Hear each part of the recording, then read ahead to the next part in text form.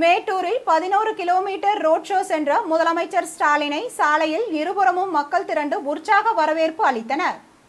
சேலம் மாவட்டம் மேட்டூர் அணையிலிருந்து டெல்டா பாசனத்திற்கு தண்ணீர் திறப்பு, 1 லட்சம் பயனாளிகளுக்கு நலத்திட்ட உதவிகள் வழங்குதல் ஆகிய நிகழ்ச்சிகளை முன்னிட்டு நேற்று மாலை மேட்டூர் வந்த திமுக தலைவரும் முதலமைச்சருமான மு.க. ஸ்டாலின் மாவட்ட எல்லையான பெரும்பள்ளத்தில் ரோட் ஷோவை தொடங்கினார்.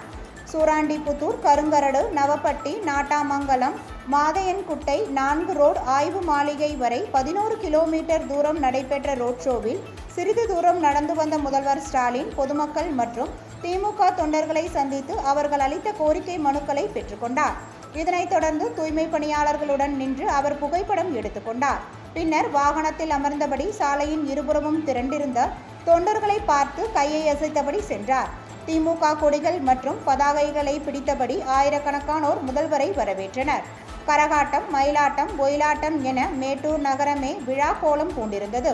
பின்னர் நவப்பட்டியில் உள்ள தனியார் திருமண மண்டபத்தில் ஒருங்கிணைந்த திமுக மாவட்ட, ஒன்றிய, நகர பேரூர் நிர்வாகிகளுடன் வரும் சட்டமன்ற தேர்தல் தொடர்பாக முதல்வர் ஆலோசனை நடத்தினார். முன்னதாக மாவட்ட எல்லையான பெரும்பள்ளத்தில் அமைச்சர் ராஜேந்திரன் தலைமையில் நிர்வாகிகள் பிரம்மாண்ட வரவேற்பு அளிக்கப்பட்டது. அப்பொழுது அமைச்சர் ராஜேந்திரன், நாடாளுமன்ற உறுப்பினர் டி.எம். செல்வகணபதி, கிழக்கு மாவட்ட செயலாளர் எஸ்.ஆர். சிவலிங்கம் உள்ளிட்டோர் உடனிருந்தனர். முதல்வரின் வருகையையொட்டி காவல்துறை கூடுதல் இயக்குனர் டேவிட்சன் தேவாசிர்வாதம் தலைமையில் 2000க்கும் மேற்பட்ட போலீசார் பாதுகாப்பு பணியில் ஈடுபட்டனர்.